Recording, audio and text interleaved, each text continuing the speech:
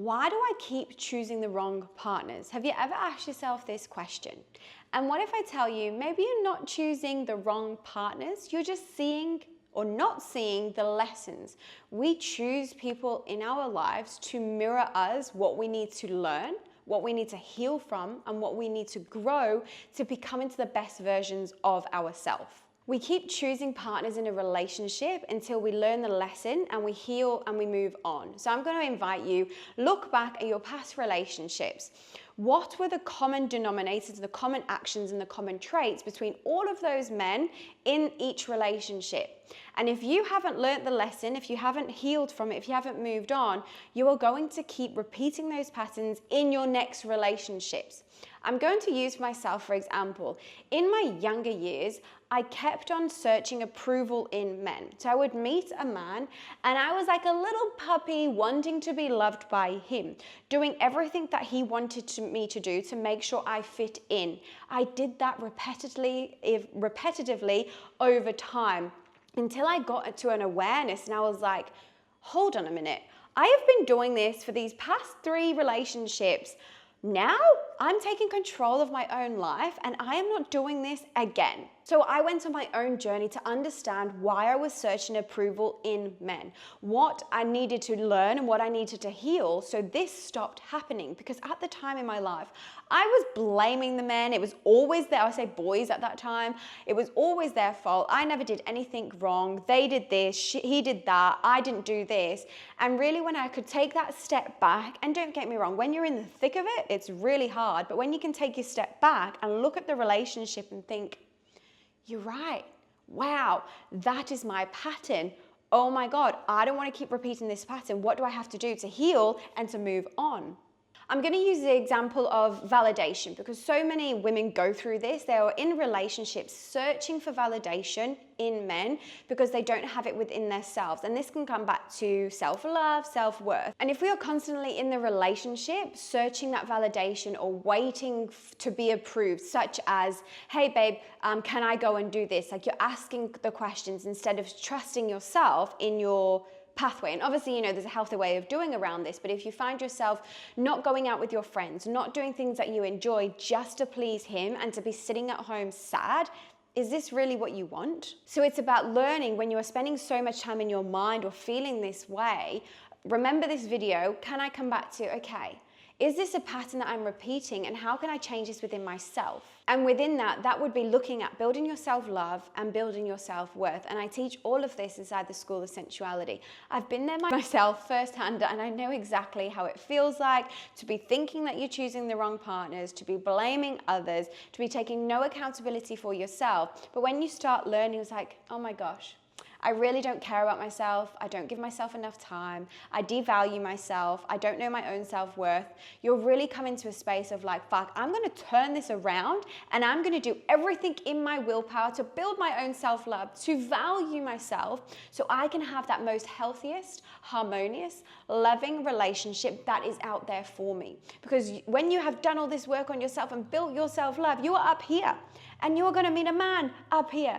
Not a man down here is devaluing you, that is not respecting you, that is treating you like shit. That is not what we're on about this channel, girls. Another example within that, if you are constantly choosing emotionally unavailable men, where within yourself are you emotionally unavailable? Maybe you had an uncomfortable relationship with your mum growing up.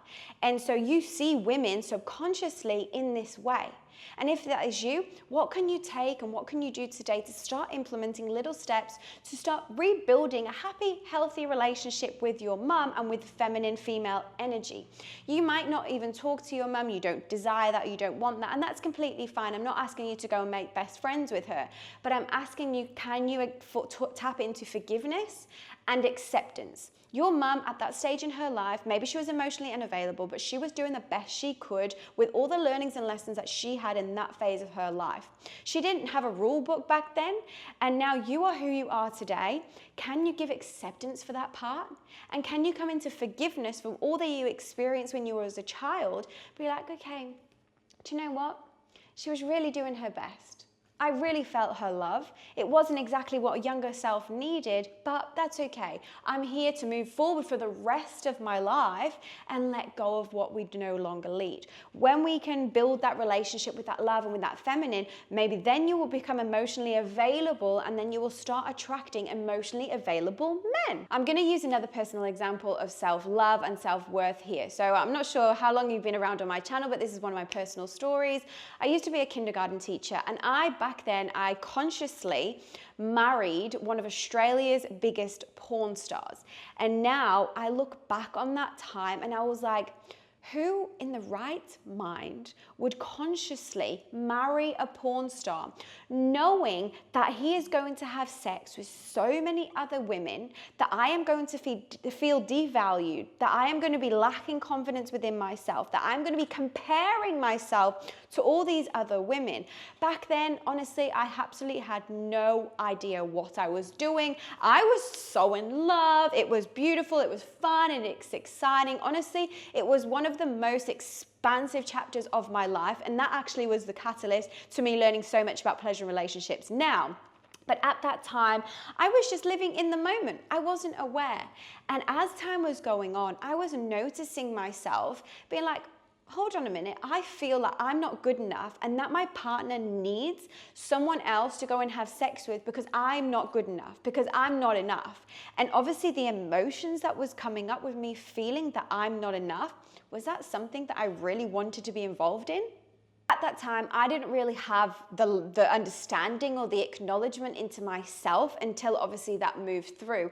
And then it came to a part in my life and I was like, I deserve more than this. I built my own self-respect. I built my self-love. I built what it felt like and what I wanted to feel like in a relationship, and the relationship that I was living was not that.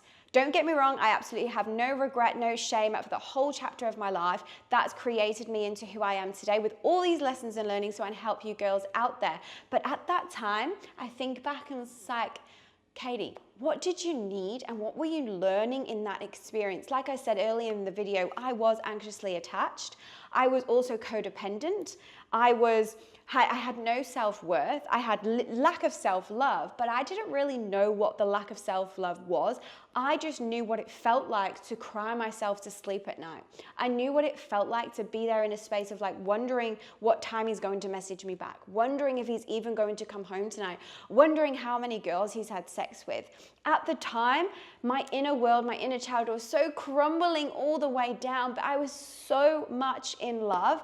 I did not want to see or hear or listen to anything else outside of me because I was so in a devotional, karmic love with my partner at the time. I've obviously moved on and healed through all of that phase, but that's really something that showed me in relationships. It was like, Katy, you know, you want a loving, monogamous, happy relationship, but I had to go through this stage of life to teach me all the lessons. As uncomfortable as it was, I am so proud that I, after a couple of years, understood how to heal myself, how to build unlimited, unstoppable self-love with myself to become into this confident, harmonious, peaceful woman that I am today, because that was my lessons in life. I could have stayed in that relationship and thinking, oh my God, all these partners treat me like this. I deserve more than this, but I don't have the ability to move through. But that's what I'm teaching in this video. We don't always think that we're in the wrong relationship if we can see the lessons. So I could have just seen that this was his lifestyle and that's what he was doing.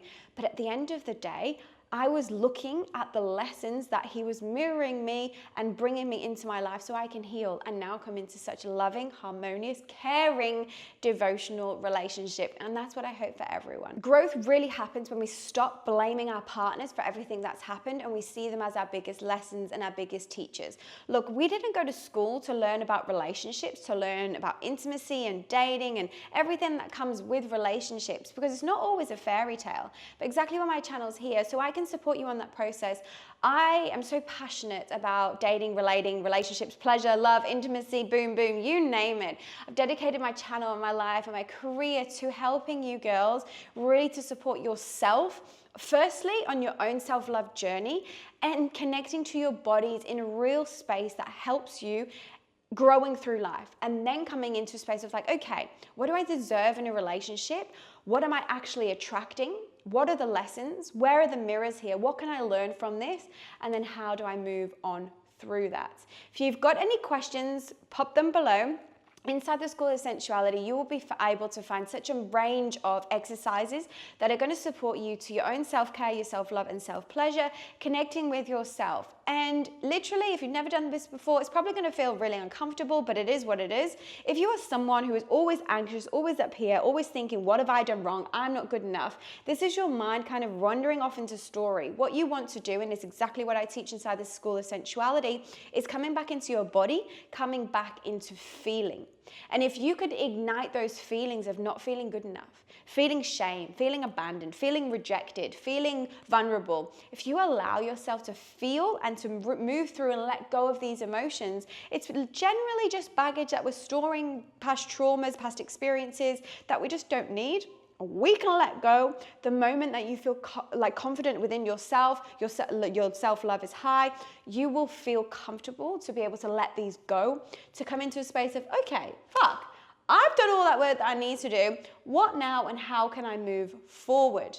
This is exactly what I teach you inside of the School of Sensuality, because at the end of the day, it's not the relationships that are gonna relationships do help and heal us, but at the end of the day, it all comes back to yourself. The more self-love, the love you can pour into your own cup, you will notice how much this can flourish and nourish your relationships that are around you. If you've got any more questions, pop them below. You can always reach out to me on Instagram. You can always find me inside the School of Sensuality. I'm here really to support your journey because I've been where you are. I know how uncomfortable it is. And the moment that you change, the people that you attract will too. So if you start changing these habits and these patterns that you've been living with for so many years, the moment that you start changing yourself, those people are just going to flood into your life so you can have happy, harmonious relationships. I will see you beautiful souls in the next video.